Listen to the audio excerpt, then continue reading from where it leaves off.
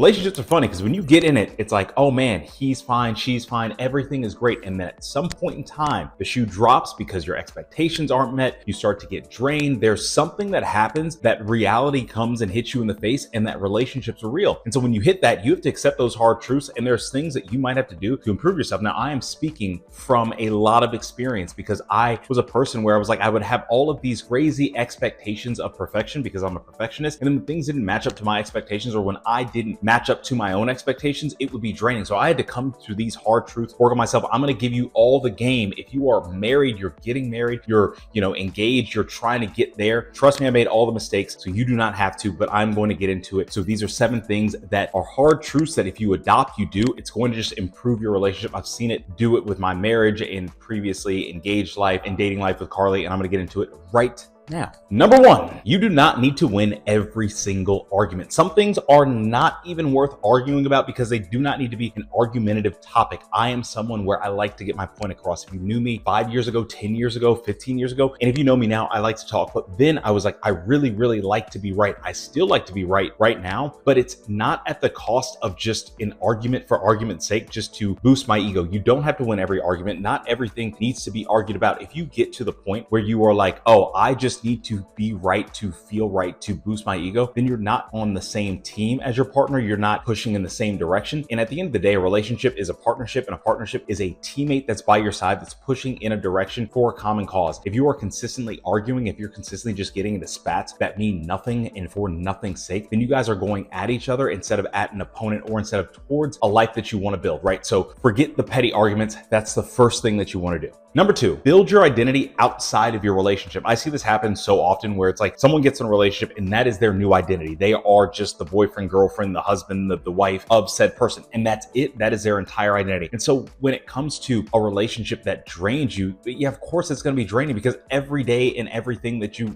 all of your energy goes into that one thing. I'm someone where I'm a multifaceted person. I like to have a lot of hobbies. I like to have a lot of different things. I would say I like to have a lot of different identities. I'm a father, I'm a husband, I'm an athlete, I'm a faith-based guy. Like, there's a lot of things and a lot of buckets of my life that I identify with, that I pour into. So not one thing can drain me, because yes, I'm so focused on my marriage, but I also have other focuses, which helps me take time off target. So when I come back to fully focusing on my wife, I'm there and I'm fully there and I'm rejuvenated and recharged. Sometimes people just don't have hobbies. If you're somebody who don't have hobbies and the only hobby is your significant other, it's going to end up draining you, or it's going to end up draining them. And most likely it's going to end up draining them. So have hobbies, do something, find identity in things outside of your relationship that can build you up, that you can just really enjoy. Number 3, emotional boundaries are great. They're a phenomenal thing. Shutting down is not the best, but stopping arguments or stopping when you get to an emotional level is going to be really, really good, so you can revisit conversations later. For me, in 2022, if you guys have watched my videos, but in 2022, Carly and I went through a real rough patch because I just went through just like this weird, just mental loop. I worked with a therapist about it. Then we went to couples therapy. I don't know. I just wasn't there mentally. It's really, really hard to explain. And the one thing that they helped me do was help me sift through what things were important to talk about, what things just kind of needed to just be let go.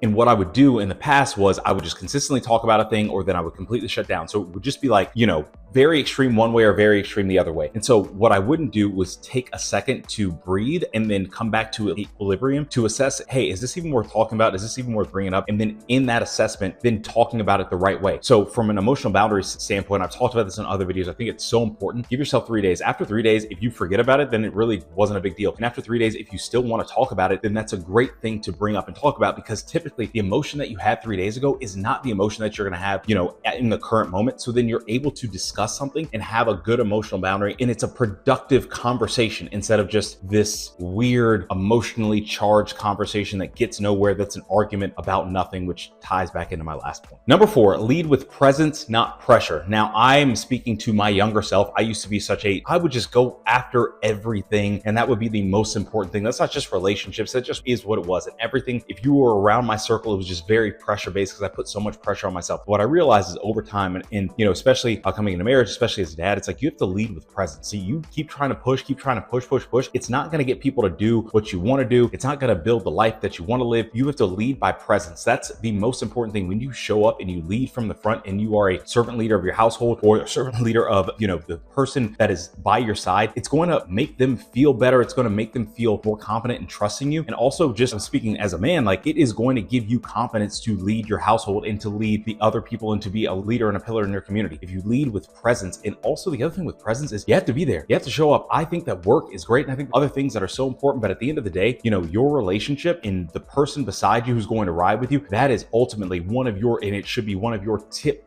top priorities, because at the end of the day, when you're gone, that person's going to be affected, right? And when you're there, that person's going to be affected the most. So might as well be present. Lead with presence and not just pressure and pushing.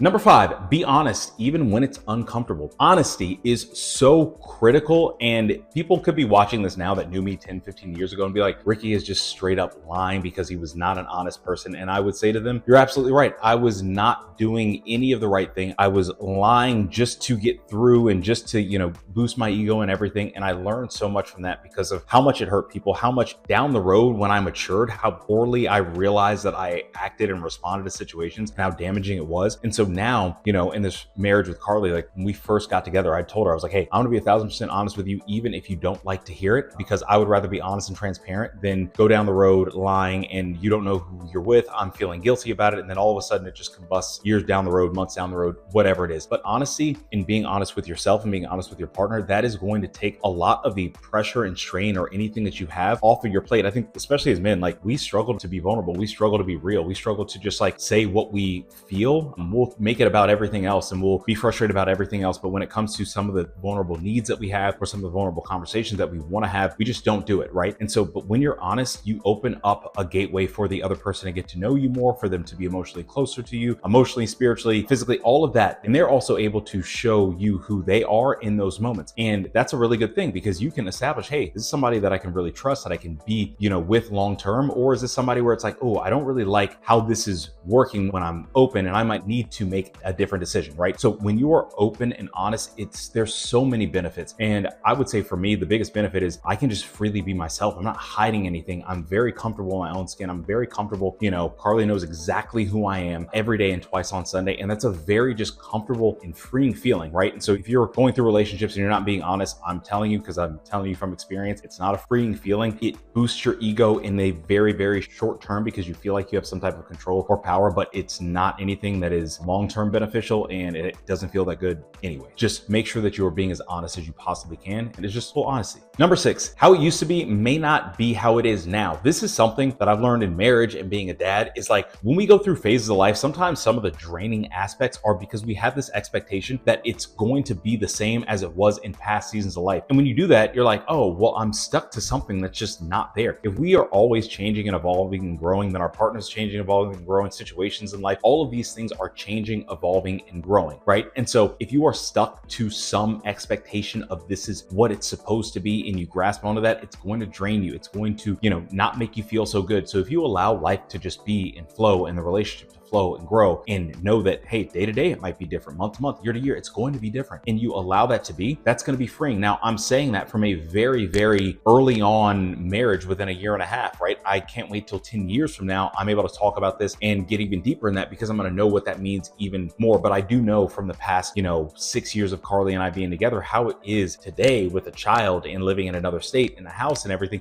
is very different than when we, reconnected in San Diego 6 years ago, right? So if you are able to just understand that, hey, how it is back then isn't how it is today and so forth, it's not going to drain you as much. You're just going to enjoy the phases of life, will bring a level of peace and fulfillment. And that's the goal of it anyway, isn't it? And number 7, protect your physical energy. Guys, all I mean by this is work out, stay active, keep your body moving, be as energetic as possible because as time goes on, life and stuff can be draining. It's like we grow older in age, we decrease in energy, but we increase in responsibilities and increase in people we're responsible for. And the only way that we can sit there and consistently, work at a high clip is that if we keep ourselves physically fit. So make sure that you are as physically fit as possible. That is going to give you so much more energy. It's not going to drain you on a day-to-day basis. You're going to feel a whole lot better. So these are just things that I promise you, if you do, there's 7 things that are very, very simple. It's going to increase the fulfillment of your relationship. You're going to enjoy it that much more. It's going to decrease the draining that you feel in a relationship. And mind you, your whole entire relationship might not be draining, but there could be certain spots and pockets and seasons of life where you feel drained. And for me, these things, I'm like, hey, let me just tap back into make sure that I'm doing these 7 things because it helps me feel better. It helps me be a better leader in my household. It helps Carly Riley and I stay closer, and now it helps me be a better dad and a father. So I hope that these help you out. I'm going to keep talking about the important stuff that guys typically don't talk about, but we're just going to keep talking about it on this channel. So that's it. Appreciate you all watching. See you all next time. Peace.